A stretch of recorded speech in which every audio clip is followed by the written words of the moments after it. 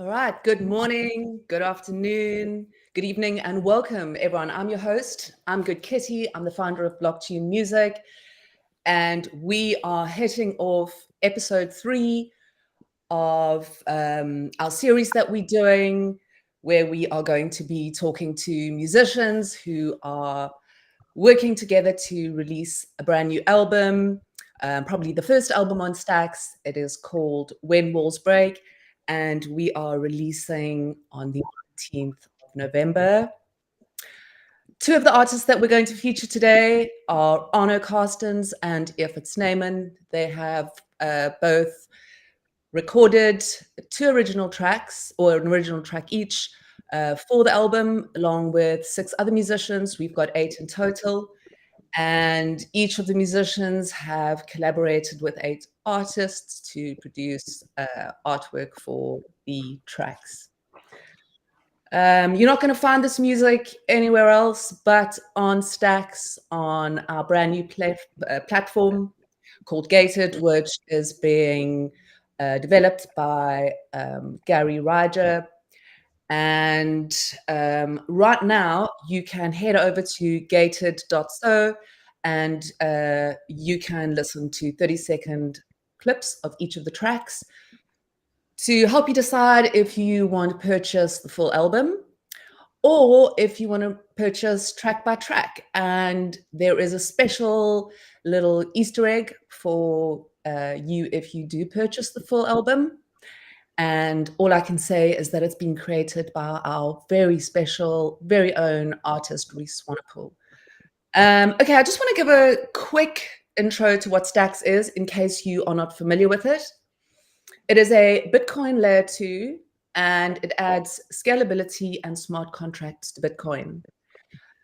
This enables creators to build on the world's most secure blockchain and hardest money. To get started, you're going to need to download a Leather wallet, and there's a link in the description below.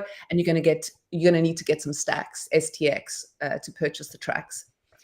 This is all powered by BlockTune Music, and here at BlockTune, we hope to, or we're building towards creating a future where artists have more control over their music while being able to connect directly with their fans. I also just want to thank Bitcoin Live DB before we kick off for making this series possible. Thank you to Nick, who is producing the show for us today behind the scenes. Okay, let us get into the show. I am super, super excited to be talking to Arno Carstens and Evert Snyman, both of whom, as I've said, are featured on When Walls Break. And please stick around until the end of the show, because we are going to be bringing you some live music. You're going to get the first listen to Mortals on a Carstens track, and I Shouldn't Break by Evert Snyman. So very, very excited to bring this music to you. It's first for us here at BlockTune and for When Walls Break. So fingers crossed, everything goes according to plan.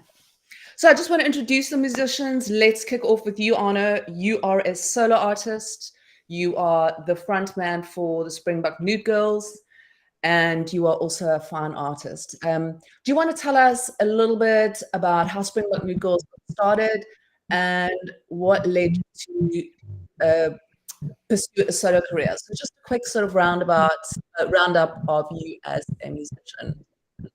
Hi, yes, so I'm Arno Carstens, and I've been doing music for about 30 years or whatever, around there. So we started out in, Springbok Nude Girls started out in about 1993, 94, and it was at the same time as Nelson Mandela came out of jail, so there was what we called in South Africa Madiba magic. There was a great feeling all around the country, especially around the students of that time, which were us. We were in our early 20s. So obviously the vibes were fantastic in the country.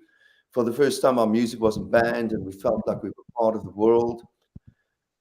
And so Springbok Nude Girls jumped onto the the zeitgeist of that time. And because of the name and the fact that I think we had a trumpet in the band, which was interesting for the grunge era. We had an original sound and we did pretty well. And then afterwards, we kind of reached the ceiling and the band decided to break up. So I was sort of forced into a solo career. But it was an inevitable thing to happen because that's what happened in bands. So I did my solo career and it did pretty well because I went from the heavy rock vibe to the more acoustic singer-songwriter world. And also experimenting with all the things that I love, you know, a little bit of electronica and all kind of different things. So that is my solo career. And then before I did music, I studied graphic art, but I didn't finish my studies. And in school, I was an avid kind of fine artist. My dream was to become a fine artist. So as the music kind of thing did its bit and the energy subsided, I kind of returned, as the wheel turns, I returned to the painting world. About 2 years before COVID, I went fully balls deep into painting. And then eventually that led to meeting Good Kitty, of course, into the world of the NFTs and the digital art world, which is where we are now. It's thanks to Good Kitty, I've been there quite early from the ordinals world and the NFT world, and it's been an incredible ride. The venture into this new technology of Web3. Yeah, thanks, Arno. What a career, spanning sort of 30 years and moving from this kind of heavy rock band into your solo career. So yeah, super interested to kind of hear what you've put together for the album for us. Just want to mention that is in Arno's solo capacity. Both Evert and Arno are sort of working in their solo capacity here for the album, and the tracks are kind of singer-songwriter. You can see Arno's acoustic guitar there in the background, so that's the kind of vibe for the rest of for when we listen to the tracks later. Evert, yeah, you've released music as well as a solo artist. You've also got Evert Snyman and the Avery, so I'm keen to hear the difference between that. And we see you in your studio, so you're also a producer. I suppose, so also kind of a career that spans a lot. Do you want to tell us a little bit about it, how you got into it, and did you always know you wanted to be a musician or producer, or where did you start first? So I think let's give a little intro to you as well. Okay, well, I grew up in a very musical family, was always surrounded by music. My dad was a great piano player as well.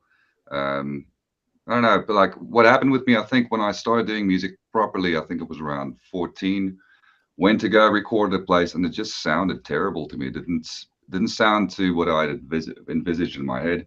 So I thought, well, I can learn how to do this myself. So for about the past 20, 25 years, I've been recording myself and the bands I've been in.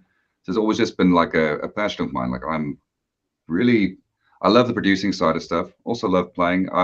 I know I kind of get bored doing one thing at a time. So it's a pretty good, let's say it's a pretty good job to have, because I need to meet a lot of people, or I get to meet a lot of people, and get to meet a lot of amazing musicians and stuff. With solo stuff, I mean, I've always just been in bands, and then I end up playing everything on the recordings anyway. So then I think by end of 2019, 2020, I thought, well, I'm just gonna do my own thing now. And the great thing for me, well, the one great thing for me is like I've always loved putting songs together, right? So for me, being able to play an instrument on a thing or doing that's always been my dream. And I mean, it's become part of my job. I do that a lot also for clients.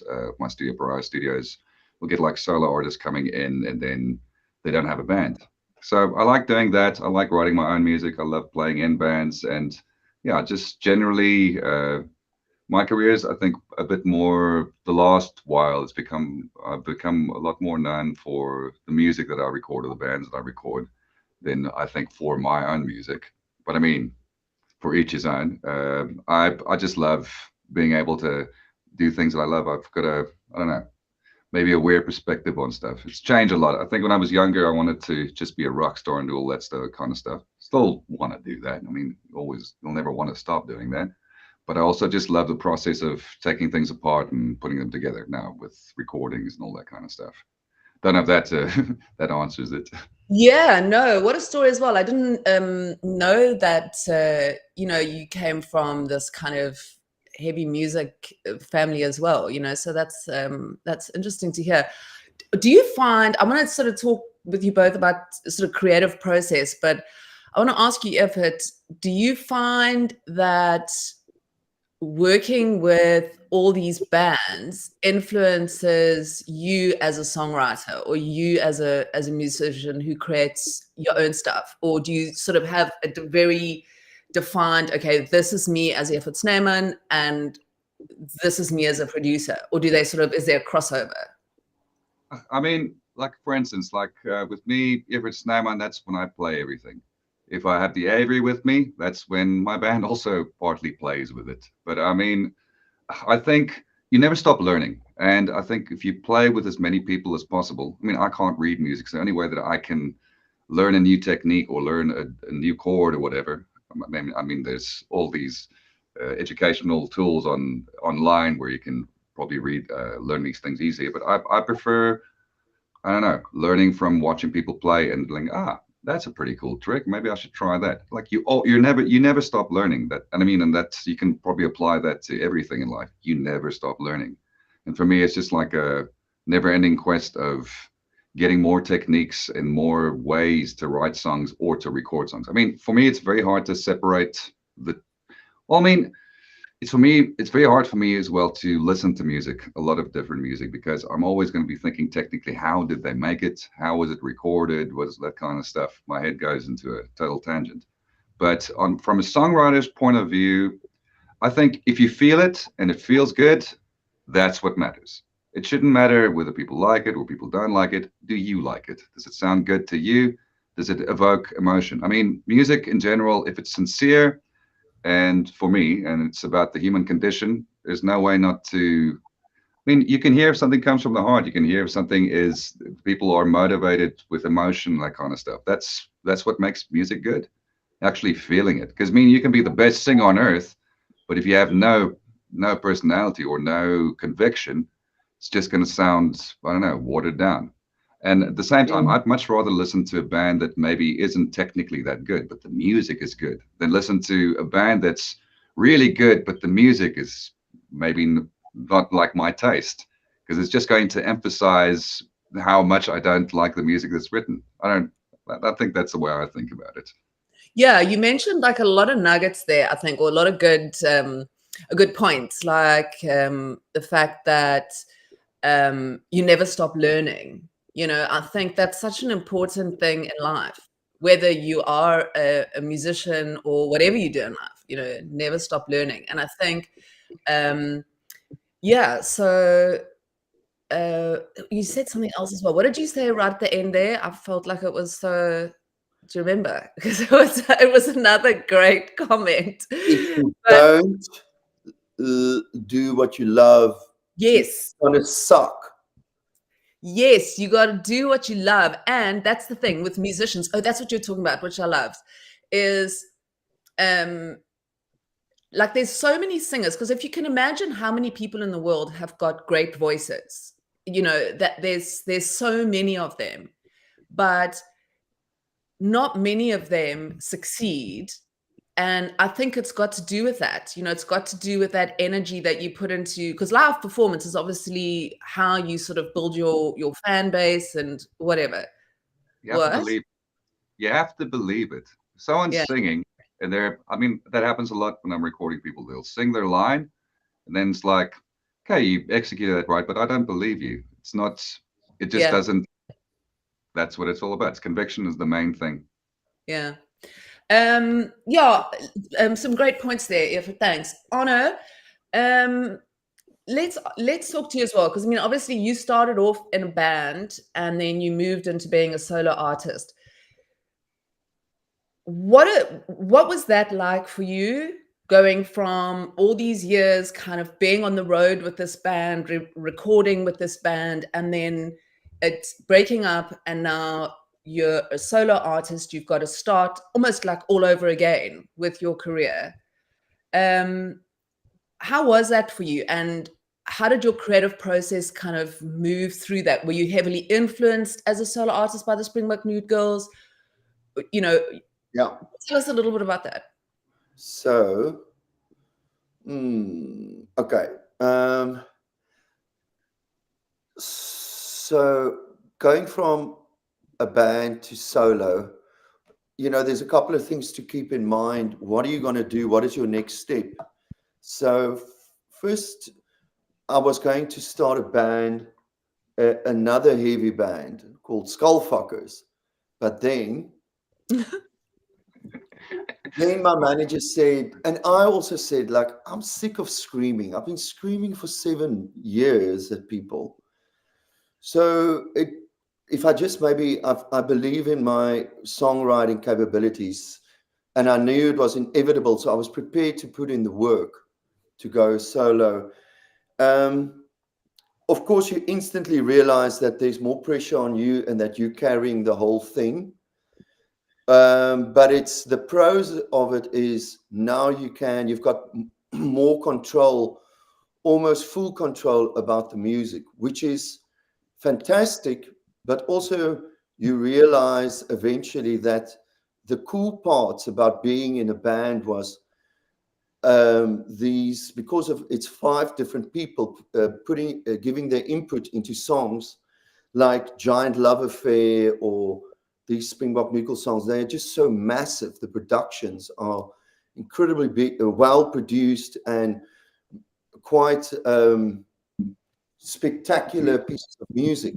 So in a way, when I'm solo, I've got albums that it's really good productions, but I do feel the grandiose of the Springbok Nude Girls lack maybe in my stuff.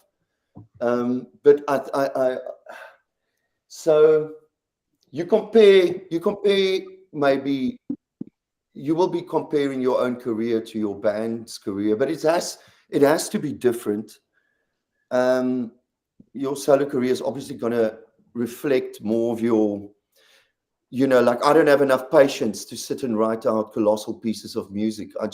For me, what is important is the melody, the lyrics, and if it's a kick-ass song, then it must be obviously nice groove and nice effects and stuff. If it's a beautiful type of ballad, then it's got to have good lyrics and sung with conviction, like Evert says. So everything influences the other thing, but times change.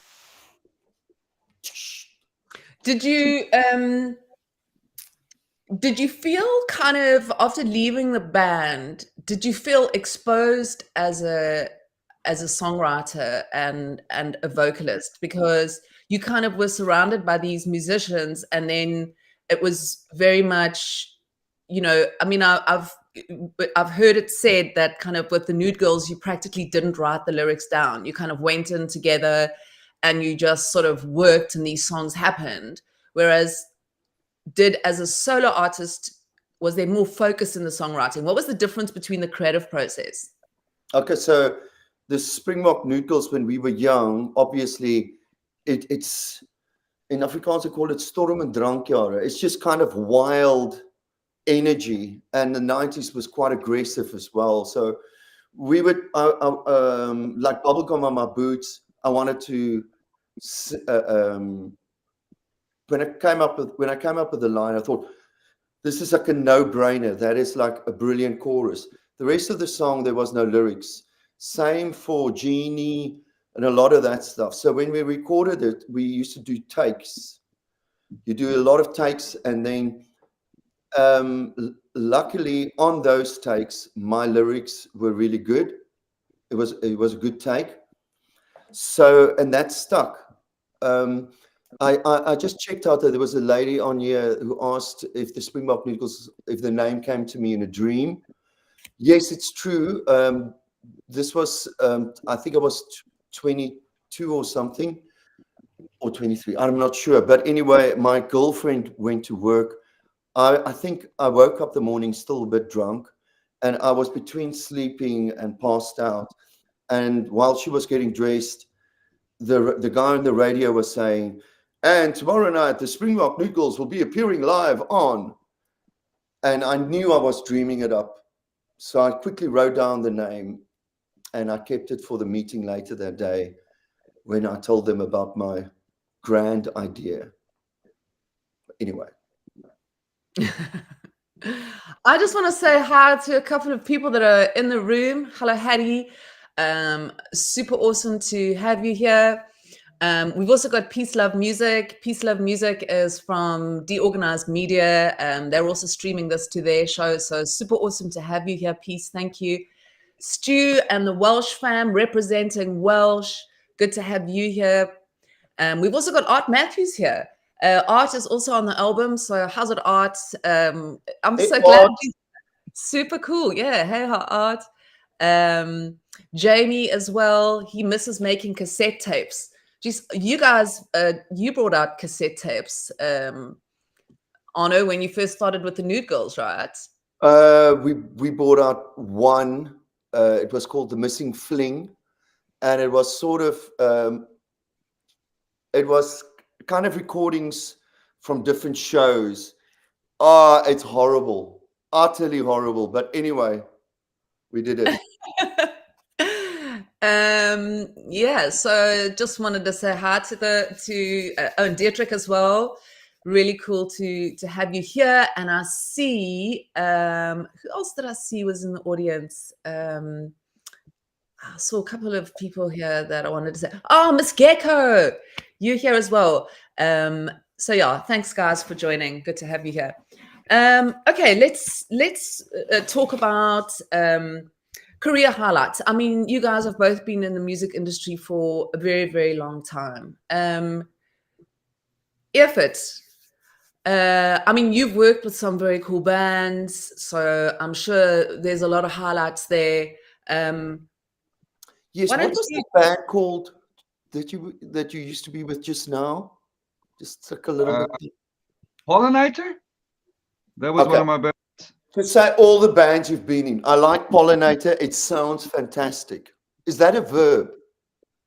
Actually, well, that name of that band came from, it was me and my ex-girlfriend. We were watching a video about what the smell that grass makes after you cut it, and that's like a pheromone that it gives off, and it basically the grass is saying that it's in pain.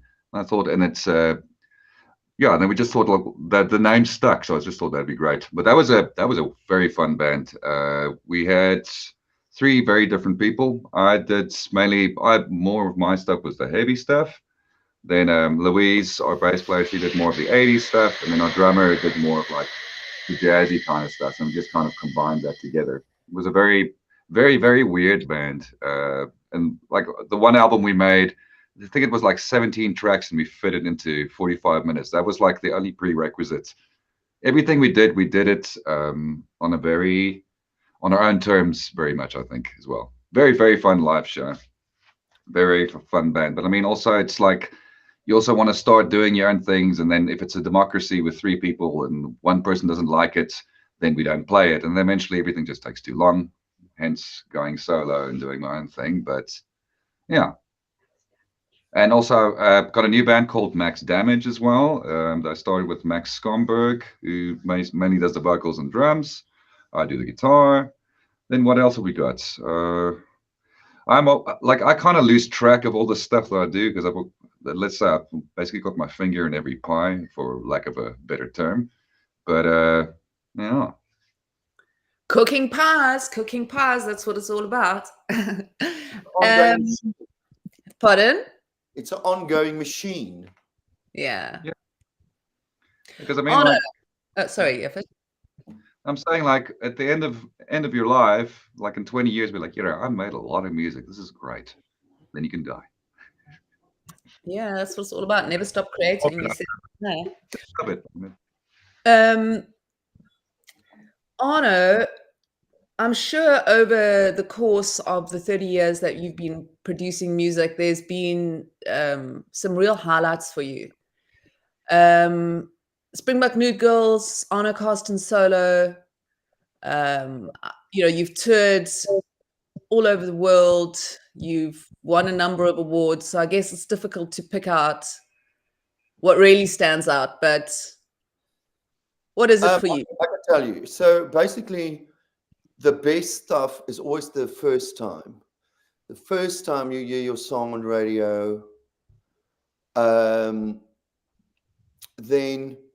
the first time you win an award for your music, that means you're on the right track in a way. And then it's always, because we were quite secluded in South Africa, the first time we played with an international band, like our first band was In Excess before Michael Hutchinson died. So that was a moment to remember and to reflect on.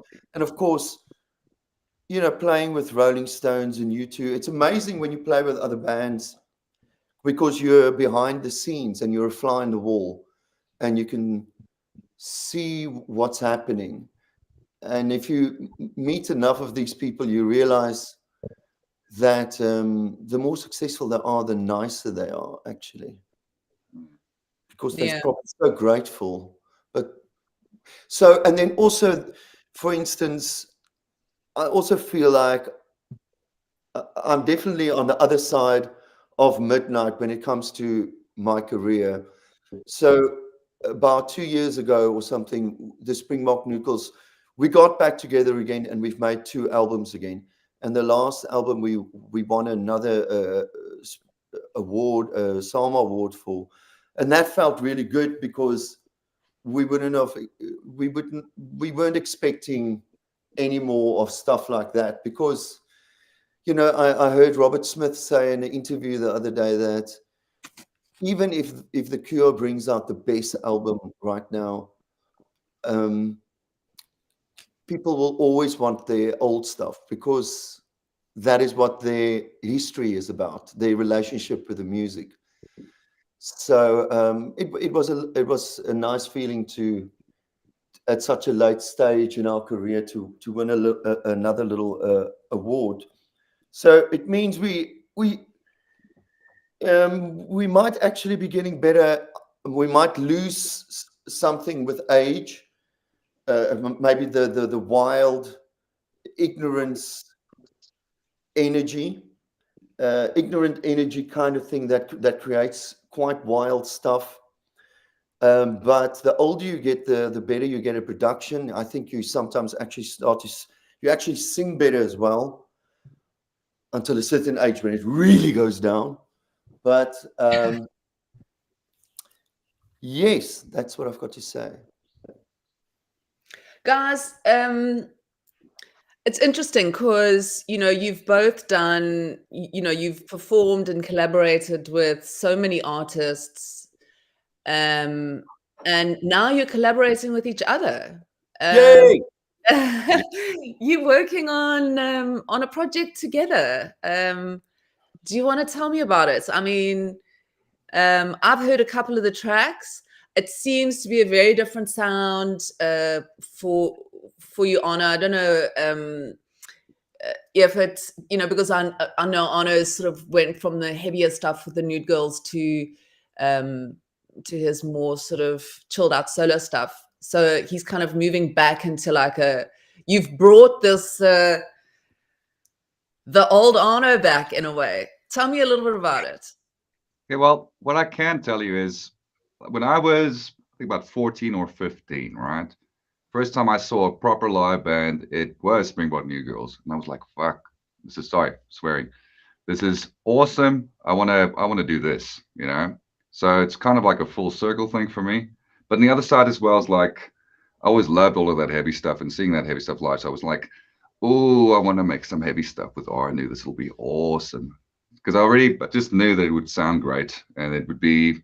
I mean, I didn't know what to expect. The thing that's great is we work very well together, and it's kind of very much a stream of consciousness kind of thing.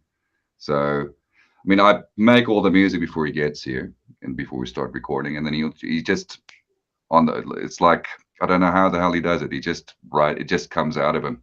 It just works very well. I'm very excited about the tunes. It's very different to what I'm actually doing at the moment, which is quite ironic. Like all my new stuff that I'm bringing out now, I think next year is going to be a lot more singer-songwriter, mellower stuff. And I've been moving more in that direction. And then when this project came along, it was like, oh, I want to make some heavy stuff. You can never Yeah. get rid of the heavy stuff, you know. But also just seeing where it'll go, you know. I How must do say, those lyrics just burst out of you, Arno? Don't you write anything okay, down before? Do you just listen to the music and then yeah. So I listen to what he's done, and obviously there's a melody, and also the melody will tell you what the movie is about. You can hear if it's ominous or it's spring or the sun is coming up or the sun's going down. It instantly tells you a story, and then you, out of that story, you pick up some words, and then it's a flow of consciousness. You mumble stuff. I'm very fluent because I was a Springbok drinker as well. I'm very fluent in slur. So then you mumble shit, and then you start out of the mumbles, you start writing the words, and eventually it becomes something. But what was interesting was on this project working with Evert is Evert sent me most of the songs, but most musicians, because we are mathematically inclined, each song is a mathematical equation, and it normally consists out of intro, verse, chorus, middle eight, or solo, middle eight, chorus. But with Evert, he doesn't understand the mathematics of normality. So I tried to write, I was humming different things in my head over the phone, but I could never stick because I couldn't find out where's the song, because it's all over the place. So I said to him, man, I'm just going to come to your house. Let's just give it a go. Let's just really just give it a go. And basically I flew up to Joburg. We got together and we did about 8 songs in that one day and 2 more on the next day. And it's the freshest sounding stuff. Rock for me these days are very difficult. I've always been an alternative rock guy. I'm not so big into the big cock rock thing, but this is definitely the freshest, some of the freshest stuff that I've been involved with, and that is going to be out there for a little bit. It's really fun. Short songs, super full impact. Every song should be released as a single because it's a little bit overpowering, but it's like extreme sport type of music.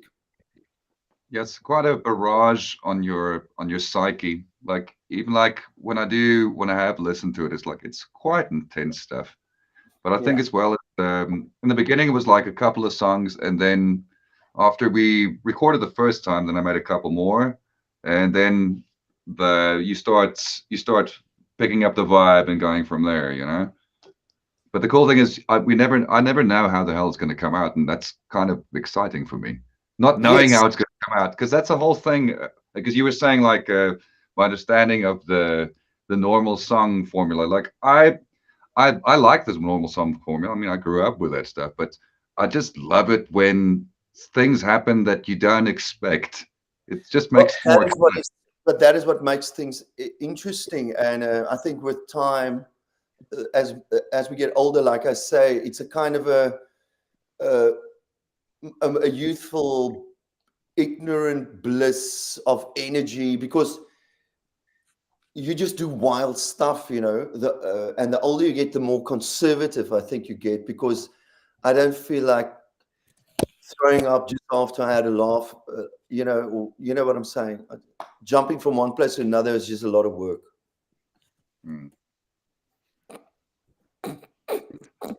Oh God, you do. Yeah, I've heard, like I said, some of the tracks, and I must say, I can listen to maybe half or a whole one at a time. But yeah, it's they're cool, man. I'm excited for you guys to release it. You're going to be touring together a little bit later this year, so exciting for both of you. Yeah, so let's move on to some harder topics, and really why we are trying to work towards creating this new music economy in a way. Before we do that, though, sorry, I meant to say hi to Llewellyn. Llewellyn posted the most beautiful story in the comments about when his daughter was born, and a few hours after her birth, she was laying on his chest, and they were playing Chip Still by Arno. And they're back in they're back in the US, and now when his daughter's restless, the only thing that soothes her is Chip Still. So that's so cool. Thank you for sharing that, Llewellyn. That's so awesome. Enjoy the US. Yeah, enjoy the US. All right. Yeah, let's talk about this topic. Let's talk about the state of the music industry and why we're all working together here at Stax to create something that is possibly going to change the game. I want to just remind the audience as well, before we move into this topic, that please stick around, because later on in the show, Evert and Arno are going to be performing the tracks from this upcoming album, When Walls Break. So please stick around. I think that's going to be like super cool. All right. The music industry at the moment has got a pretty tough reputation, right? The artists are kind of having to tour extensively to subsidize an income for themselves, because record labels, streaming platforms, it's just always been not in favor of artists. It's been in favor of these kind of big megalithic behemoths, or whatever you want to call them, that basically just taken control of artists' income. There's been a huge, I think, more and more, and I think it's probably got to do with social media. We see it more and more now. It's more and more public, that I think you've got to make $1, you need a good couple of hundred streams before you even make $1. So let's talk about your experiences with record deals, streaming platforms. How do you see this model? What are your opinions on, because I've got a hell of a big opinion. I've shared it with the Stax community a lot. I write about it. Tell me about your experience and what you think. You want to go first, Arno? Should I go first? All right. So, you know, record deals, if you look at the kind of people that's in the music industry, the music industry history is littered with maybe a little bit of suspect type of deals and stuff. There's a big history of exploiting artists and stuff like that. I must say, my experience with it is, yes, record companies did expose us to because of the power of the name, but then they also pigeonholed you. So there's pros and cons. But what I'm trying to say is that we made stupid deals sometimes because, and we made these deals because everybody was doing it, and only afterwards you realize, ooh, that is crap. A lot of artists got nailed like that. Today is a different world. Basically, it angers me, the fact that we create something.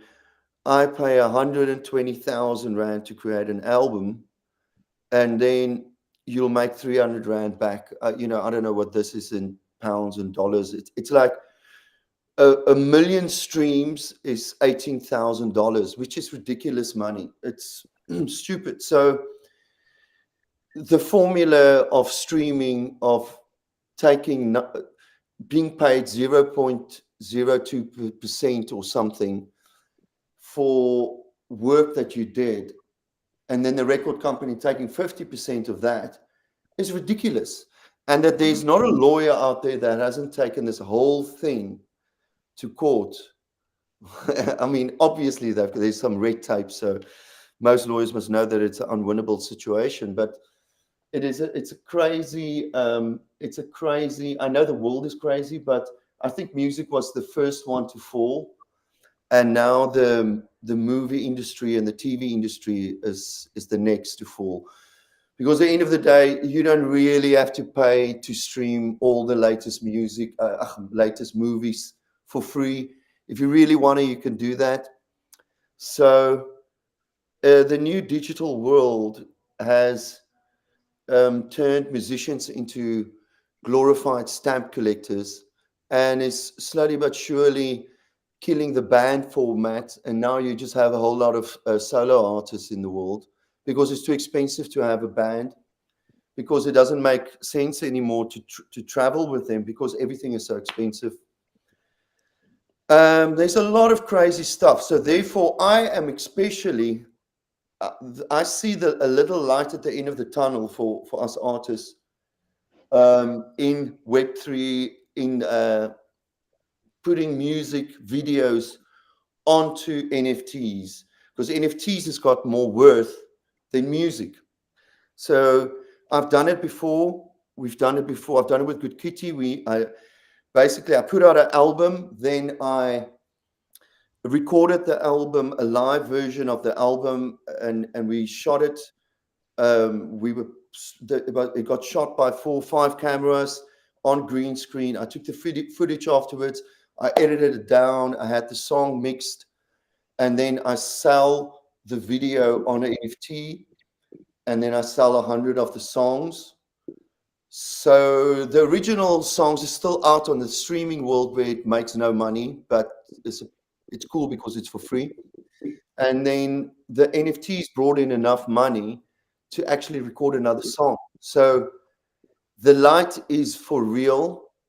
And then also, as much as the pros and cons of the digitalization of the world goes, the fact is, paintings, I can make extra money now from NFTs and stuff, where before this I could only make money from the painting and the prints. Now I can sell the NFTs. So for as much as it's taken away, there's a window being opened on this format, and therefore this is a road to go down. Yeah, look, it's a tough one, because like you were saying, I mean, with streams, it's 0.00032 cents per stream that an artist earns. And we're talking about an industry that, by the year 2030 is going to be worth $2-3 trillion.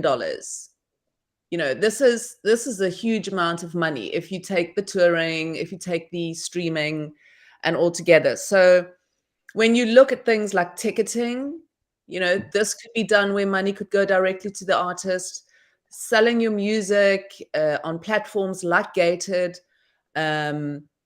where the income goes directly to the artist, there's a lot of opportunity there to rectify what is wrong with this industry. And I think it's one of the only industries in the world where, you know, musicians are making, you know, 8% of the pie, and they're creating the product, you know. Yes, What 100%. do you what do you think, Evert? Have you got anything to add to this horror show? It's just making me want to smoke more cigarettes because I get more angry about it. But I mean, if you think about it, like the way that I always, and I probably still consume music to this day, except if I can't get a hard copy of something, I still haven't like having the hard copy. And I mean, back in the day, the only way that you could listen to that band or that artist was going and buying their CD, and then you would have it and be able to listen to it. Now it's everywhere, and the value has gone down. Once everything is available everywhere, it's not that special anymore. I mean, think about the Mona Lisa. Why is it so amazing? Because that you can have a copy of it everywhere, but there's only one Mona Lisa.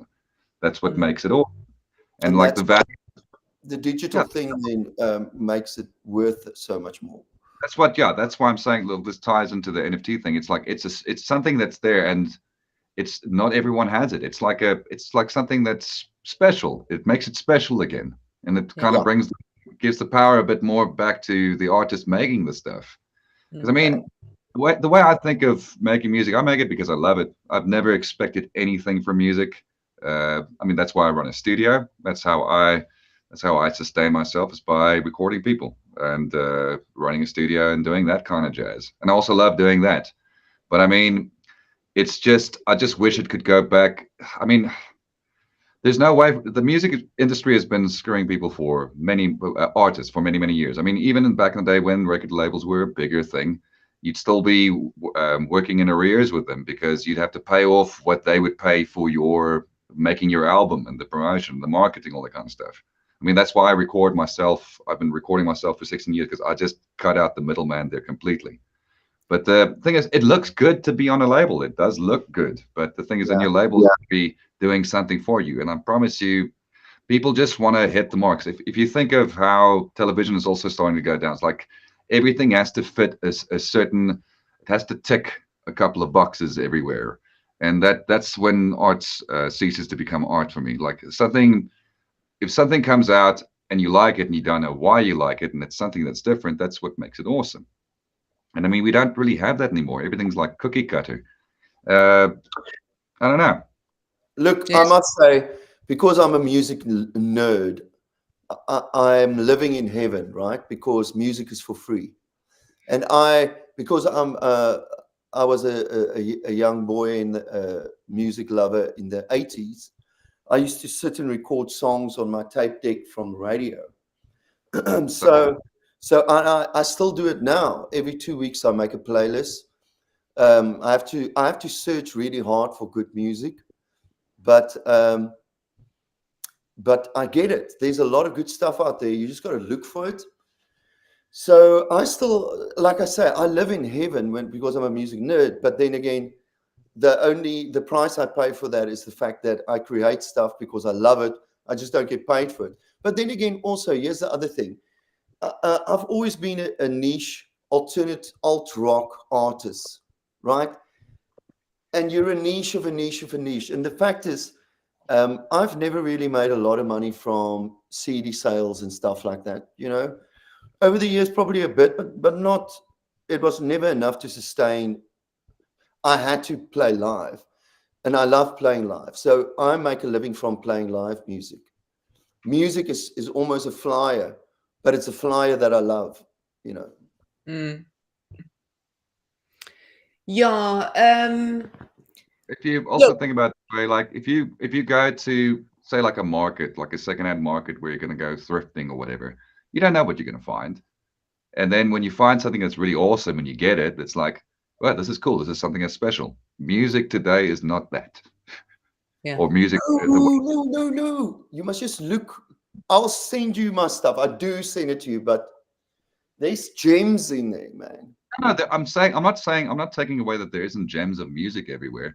But the thing is, if I put it into that context, I go to a pawn shop and it just has every product or thing that I would want, then it's not going to make it any special. Like having a limit on something. It's like if you think of life, why is life so precious? because it ends. It's special, you know what I mean? That's what Don't makes things. talk about the end.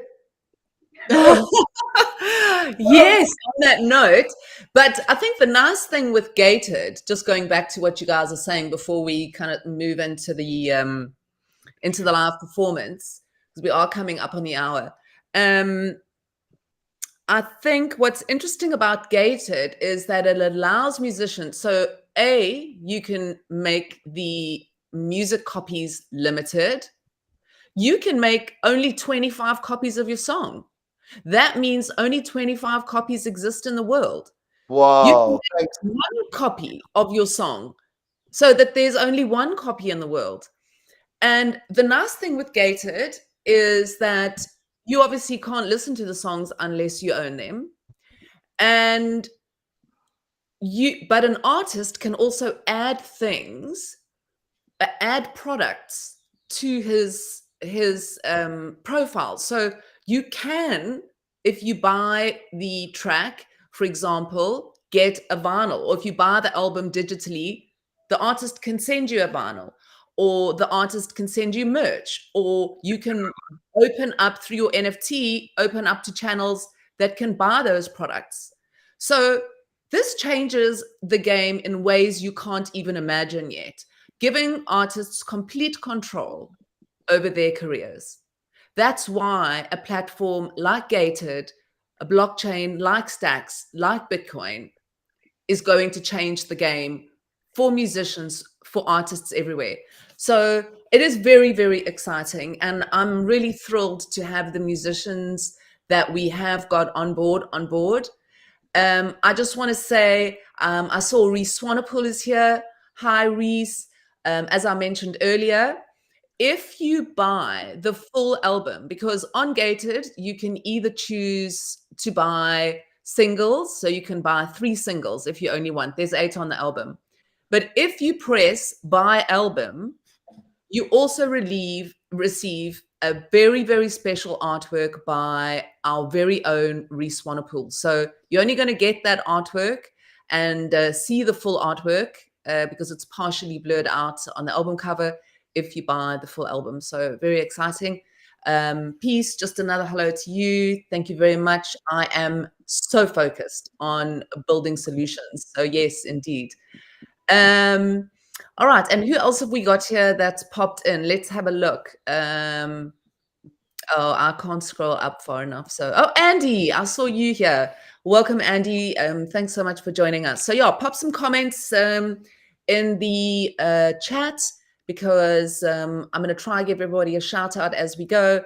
And it also makes the artists know that you are here and you are listening. So any questions, pop them in there.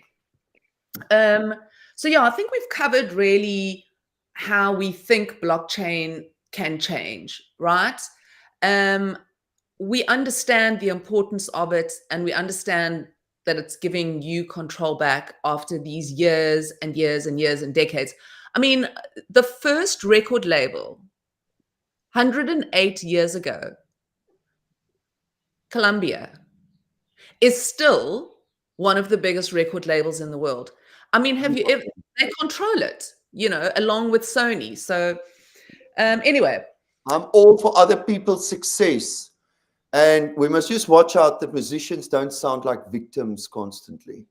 No, that's my job to be moan and moan. Solving the problem. So yes, it sucks, but that's why we're here, to make it awesome. Yes, exactly. Exactly. That's why I want to move on to some positivity now that I've got you. Yeah, now that I've got you to complain, let's go. Let's go.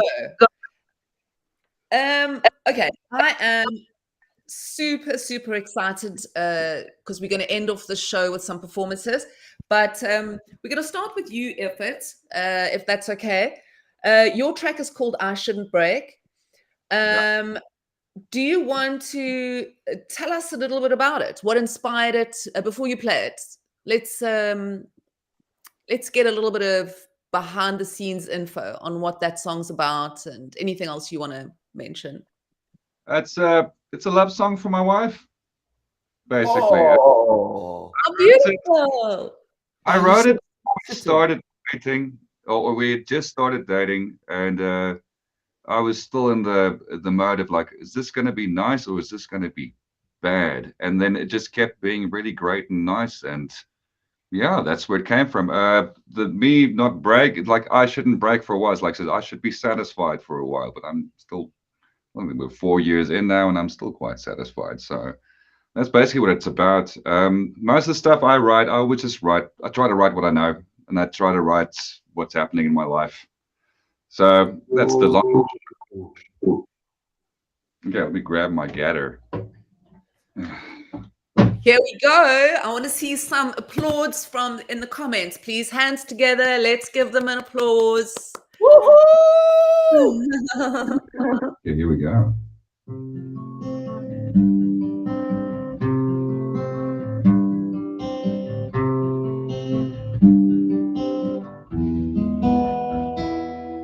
There's so much space, almost feels like the burdens are died. Won't hide my face, nothing left to deny. Why do I feel so light? Keep shut the door with my mind.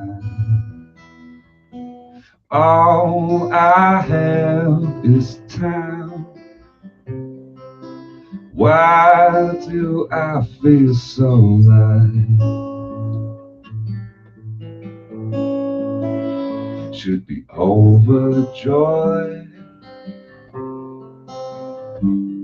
'cause I haven't been here for a while. No void to fill. I shouldn't break for a while. Why do I feel so light? Can shut the door with my mind. All I have is time. Why do I feel so light?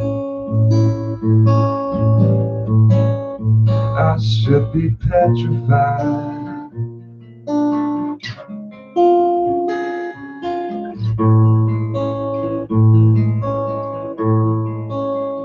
I better ride this high.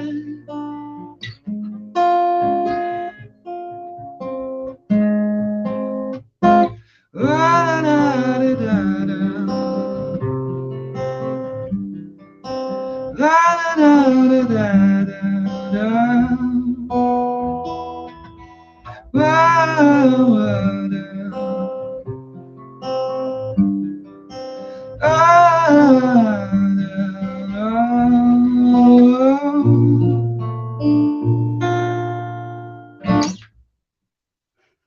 Amazing. Amazing. Yeah, Thank she's you sitting so here much. right next to me. Pardon? My wife's sitting right next to me, so it's nice. She just made eyes to me. Oh, that's so beautiful. I seem to be echoing. Eh?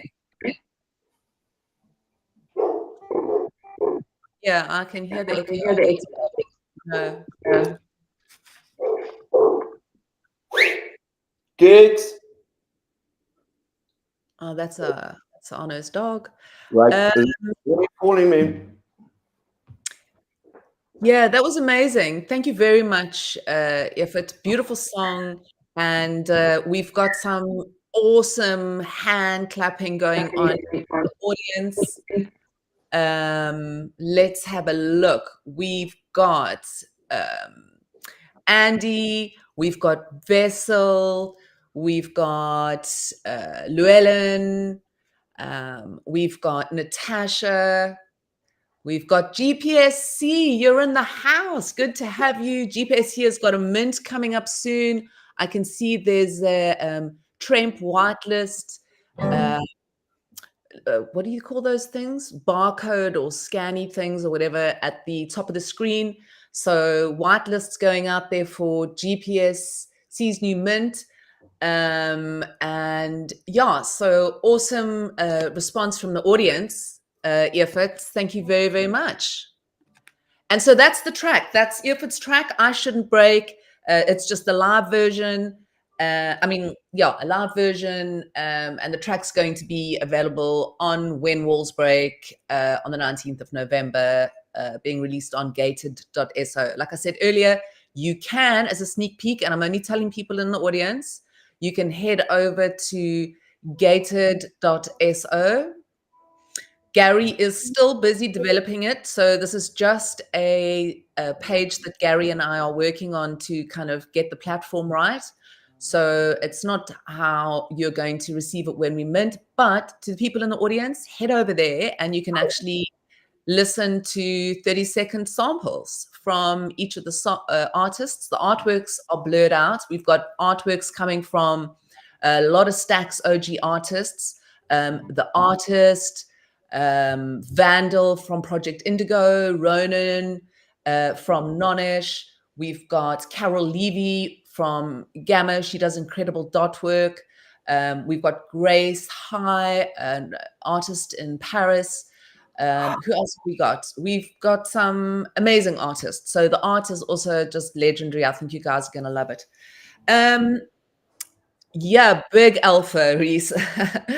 So yeah, you can head over after the show and don't tell anyone. It's for your ears only, but you can hear 30-second samples of each of the tracks.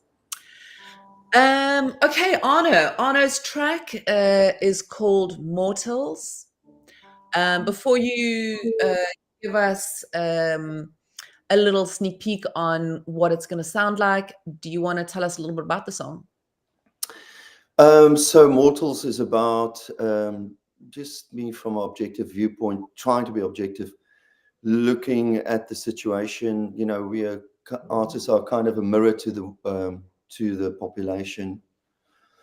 So Mortals is sort of, it comes down to what you think today. Your convictions of today is not your convictions will not be your convictions of tomorrow. And basically, it's just tuning people, telling people to just relax. Everything's fine. Relax, don't fight. Just chill out. Can I do it? Yeah, go for it. Come on.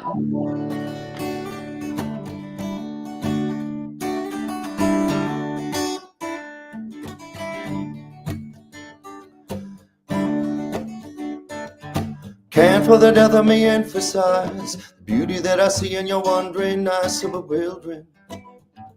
It's you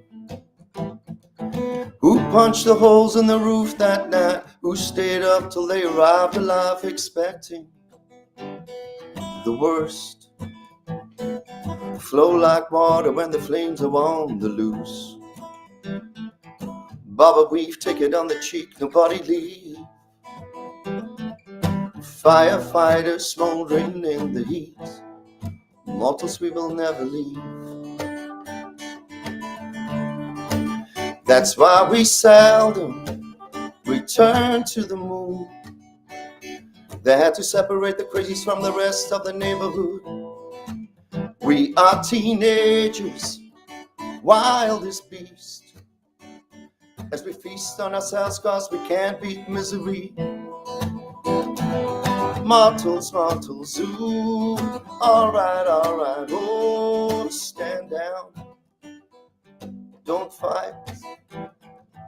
Alright, oh, mortals, yeah, stand down, relax, that's right. We are forgiven to assume that our peace on this way never ending. Basking in the light of day, I'm offended by every single thing that breaks the silence. about who punched the holes in the roof that night and who stayed up till they arrived alive for the broken to come home. Boldly racing to the end. As soon as you have a friend, fighters cooling in the rain, ready to start again. Flow like water cause the flames are on the loose. Bob a weave, take it on the cheap, nobody leave. Firefighters smoldering in the heat, mortals we can never leave. That's why we never return to the womb. We just floating in the river of synchronicity. That's why we never return to the moon. We just floating on the river, try to be all we can be. Mortals, mortals, oh, alright, oh, stand down, don't fight. Alright, oh, mortals, mortals, oh, relax. That's right, don't fight.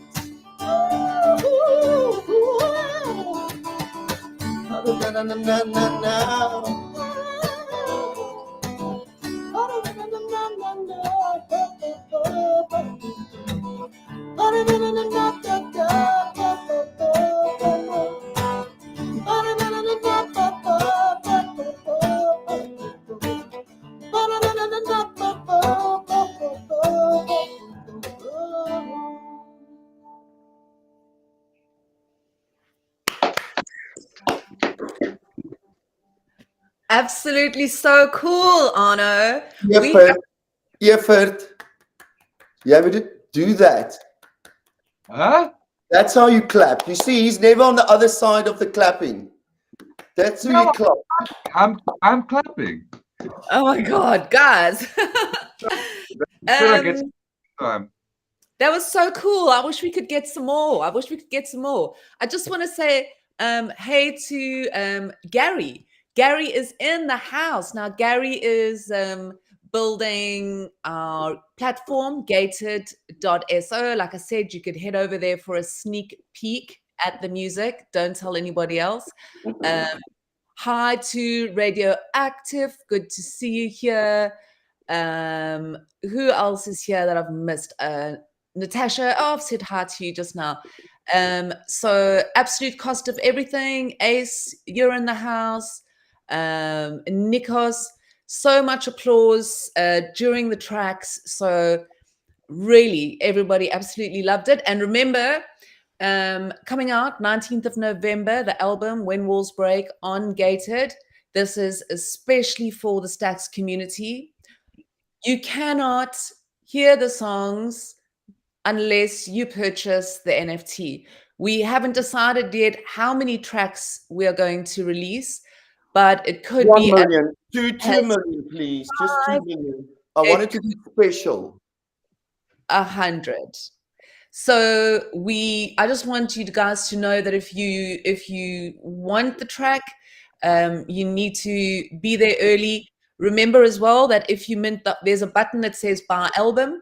If you buy the full album, you receive a copy of the actual album artwork that has been created by Reese Swanepoel. It is a beautiful piece of work, and I'm sure you want to earn that in your collection. So press the buy album button. If you don't want to do that, you can also buy track by track. So it's entirely up to you. Hi, the album, Natasha. Pardon? I'm saying hi, Natasha. There's a lady here that said hello. Sorry. Yeah. Sorry to No, it's fine. You can say hi to anybody in the audience. Attie van Wyk? My jene. No, Attie isn't here. Alta van Wyk. Sorry, guys. Arno's glasses don't work properly, clearly. Yeah, man, come on. I wish we could we need to make these shows a little bit longer and have a little bit more music going, because it's really nice to hear you guys sing. But yeah, this is specifically about these two tracks, Mortals by Arno Carstens and I Shouldn't Break by Evert Snyman. I would just like to add to this that me and Evert's project coming out, supposed to be October, November. I don't know when it's coming out, but soon we are definitely also going to jump into the NFT vibes to launch our new project as well. Awesome. Awesome. You guys are coming in hard. I also want to put it out there, if you guys know of any musicians who are interested in jumping on board with Gated, we do have a block survey form at goodkitty.xyz. Click on BlockTune. You will see a submit your music button. We are welcoming new musicians with open arms, because we want to give everybody, this is free for everybody. There's no record label saying you can't. This is now for you to come into, and we're going to build it together. And we're starting with When Walls Break, because that's what we're doing. We're breaking down the walls. So yeah, those are the artists that are on the screen now. Thank you, Nick. Josie Field, there's Evert, there's Arno. We've got Khan Murby. We've got Laurie Levine, Jacques Mulman, Art Matthews, who's in the house, and Zander, who is doing it with his band, Gazelle. So, Nick, if you want to scroll down for the Stacks community, they'll recognize a lot of these artists. We've got Ronan, we've got Chemical X, we've got Carol Levy, Nartan Faree, he's actually got an artwork up for auction now on Gamma. We've also got Grace High, we've got the artist from The Guests, Teflon Musk, one of my favorite people in the NFT space, and then John from Project Indigo. So those are all the artists who've worked with the musicians.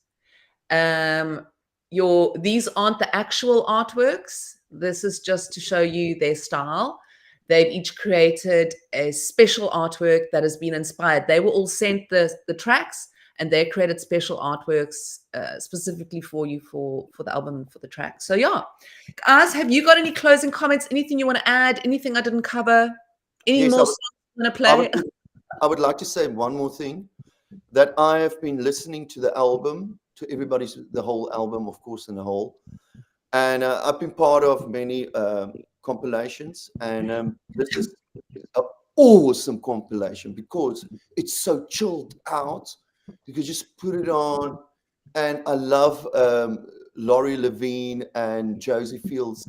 The female songs on it is really awesome, and all the quality of Khan's song is amazing.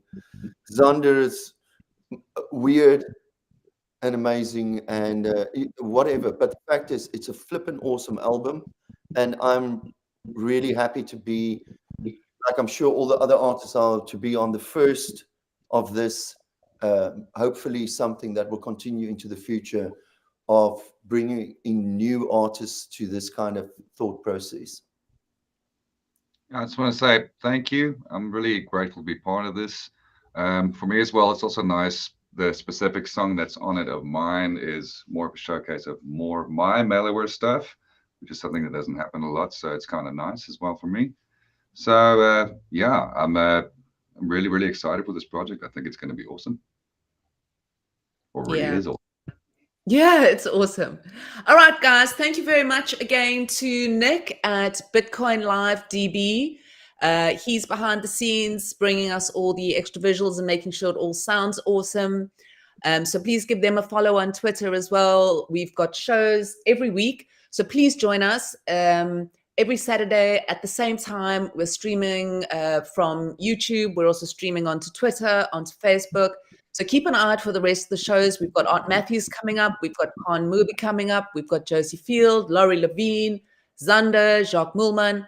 So a bunch of really awesome shows for you to listen to. They'll all be performing live. And then on the 19th of November, we'll see you live on Twitter for the Mint.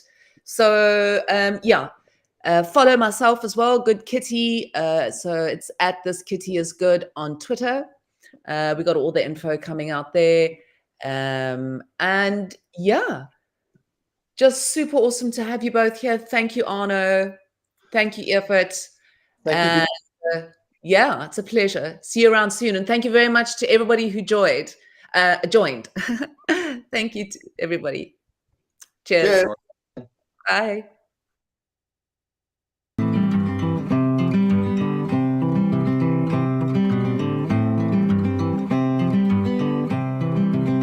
Every place we get to go, everyone will want to know what we bring from Africa.